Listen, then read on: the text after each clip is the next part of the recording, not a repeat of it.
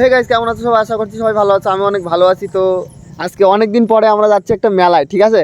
তো বহুত দিন আমরা মেলায় টেলায় যাই না, আজকে যাচ্ছি আমরা তিনজন। দেখো এখানে, ঠিক আছে? তো চলো। আর মেলাটা হচ্ছে কোন জায়গায়? মেলাটা কোন জায়গায় হচ্ছে? কালিদার পোতা, ঠিক আছে? কালিদার পোতা মাঠে। তো চলো, আজকে আশা করি এনজয় হবে, বাট কখনো যাইনি তো এখন বলতে পারছি না। সহ্য হোক।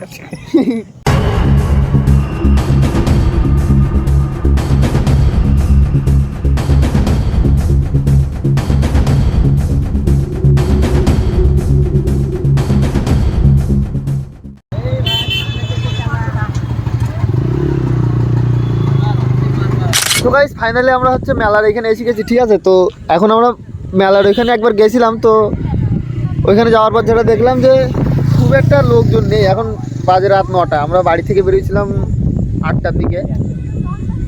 তো দেখা যাক কেমন কি ভিড় টির হয়। আর ভিডিওর সাথে তোমরা থাকো, তোমরা সব কিছু দেখতে পাবে।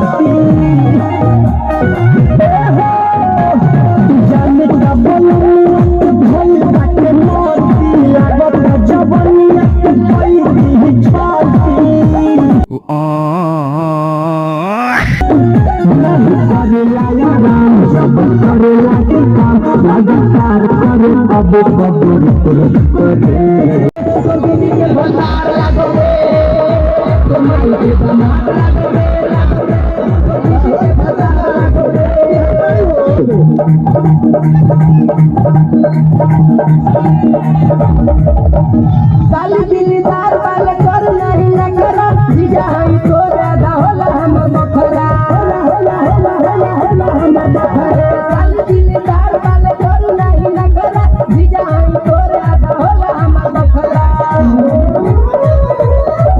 तोरे तोरा बा जवानी याद करो मन मानी करो मन मानी तोरे तोरा बा जवानी याद करो मन मानी फूल प्यार के सारा मानो रे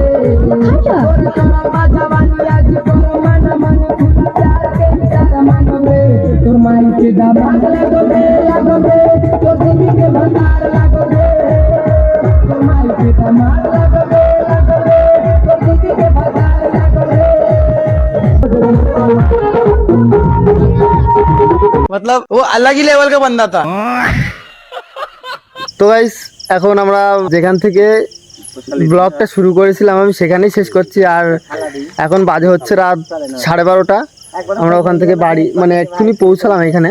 তো গাইস মানে ওখান থেকে আমি আর ভিডিও করতে পারিনি, তার কারণ হচ্ছে মানে ওখানকার মাহল একটু খারাপ মতো হয়ে গেছিলো, তোমরা তো ভিডিও দেখেইছো। আর ওখানে কিছু বললেও হয়তো তোমরা শুনতে পেতে না, ওই জন্য আমি মানে কিছু বলার চেষ্টাও করিনি, ঠিক আছে, নর্মালি ভিডিও করেছি। তো আশা করি তোমাদের ভালো লেগেছে। তো ভালো লাগলে একটা লাইক শেয়ার কমেন্ট করে দিও। আর আমাদের অবস্থা খারাপ হয়ে গেছে একটু, ঠিক আছে, গরম মানে এখন গরম কীরকম দিচ্ছে তোমরা তো জানো। চলো ভিডিওটা এখানেই শেষ করি, সবাই ভালো থেকো, টাটা।